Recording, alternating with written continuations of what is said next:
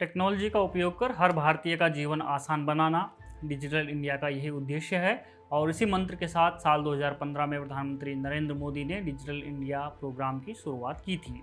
आज इस उद्देश्य की पूर्ति करते करते एक दशक पूरा हो गया है।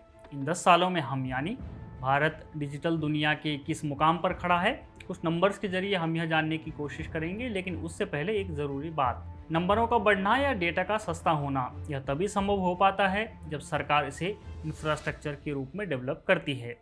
नरेंद्र मोदी सरकार ने भी यही काम किया है। डिजिटल इंफ्रा तैयार कर भारतीय इतिहास में यह डिजिटल क्रांति स्वर्णिम अक्षरों में दर्ज हो गई है।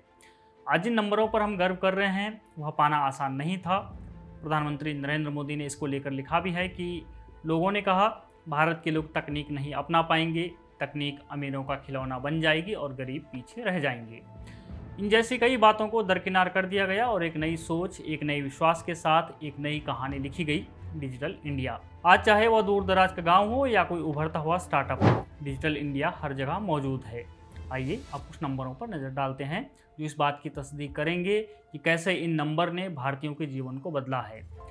2014 में भारत में सिर्फ 25 करोड़ इंटरनेट कनेक्शन थे। आज ये संख्या 97 करोड़ से ज़्यादा है।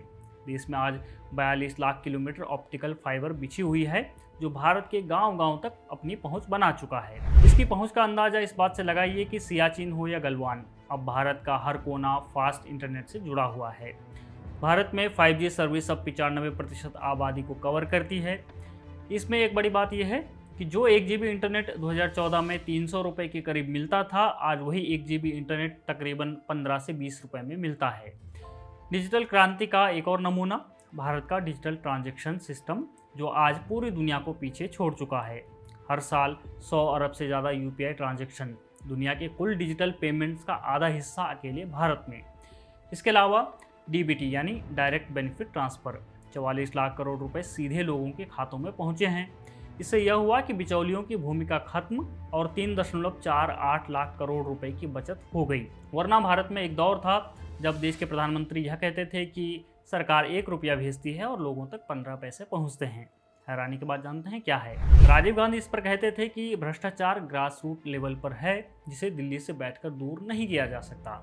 हालांकि आज नरेंद्र मोदी सरकार ने यह साबित कर दिखाया है कि अगर नीयत हो, नीति हो तो दिल्ली में बैठकर भी यह संभव है। तकनीक का इस्तेमाल जमीन का अधिकार दिलाने में भी हो सकता है, यह शायद ही किसी ने सोचा हो।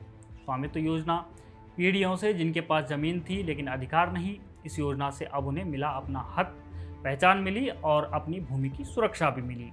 स्वामित्व योजना जिसके जरिए 2.4 करोड़ से ज़्यादा लोगों को प्रॉपर्टी कार्ड मिला, 6.47 लाख गाँवों की डिजिटल मैपिंग हुई ताकि ज़मीन को लेकर कोई भ्रम न रहे। यह है डिजिटल भारत और तकनीक का सही उपयोग। इसी तरह अब कोई भी दुकानदार हो, पूरा देश उनका बाजार बन गया है। ONDC प्लेटफॉर्म जिसने 200 मिलियन ट्रांजैक्शन पार किए हैं और आखिरी 100 मिलियन सिर्फ बीते 6 महीनों में। गवर्नमेंट ई-मार्केट प्लेस के जरिए 22 लाख विक्रेता, 1.8 लाख महिला MSMEs और 1 लाख करोड़ रुपए से ज़्यादा की बिक्री। ये नंबर बताते हैं कि सरकार अब सिर्फ खरीदार नहीं बल्कि साझेदार बन चुकी है। सिस्टम सरकार का और माल और कमाई आपकी। भारत की डिजिटल पब्लिक इंफ्रास्ट्रक्चर आज पूरी दुनिया सीख रही है। आधार, CoWIN, digi locker, FASTag, PM वानी ऐसे कई उदाहरण हैं जो केवल भारत ही नहीं बल्कि दुनिया की भी ज़रूरत बन चुके हैं। कोविन जिसने 220 करोड़ वैक्सीन सर्टिफिकेट दिए, डिजी लॉकर जिसमें 54 करोड़ यूजर्स के 775 करोड़ से ज़्यादा दस्तावेज हैं।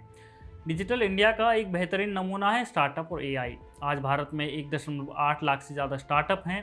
भारत अब दुनिया के टॉप 3 स्टार्टअप हब्स में हैं। ये कुछ नंबर्स थे जो हमने आपको बताए। इनसे इतर सबके अपने अनुभव हैं डिजिटल इंडिया को लेकर। अंत में PM मोदी के शब्दों में एक बात, डिजिटल इंडिया अब एक सरकारी योजना नहीं बल्कि ये है 140 करोड़ लोगों की ताकत, आत्मनिर्भर भारत की रीढ़। आप इसे कैसे देखते हैं हमें कमेंट बॉक्स में ज़रूर बताएं। बने रहिए हमारे साथ, देखते रहिए द पैम्फलेट।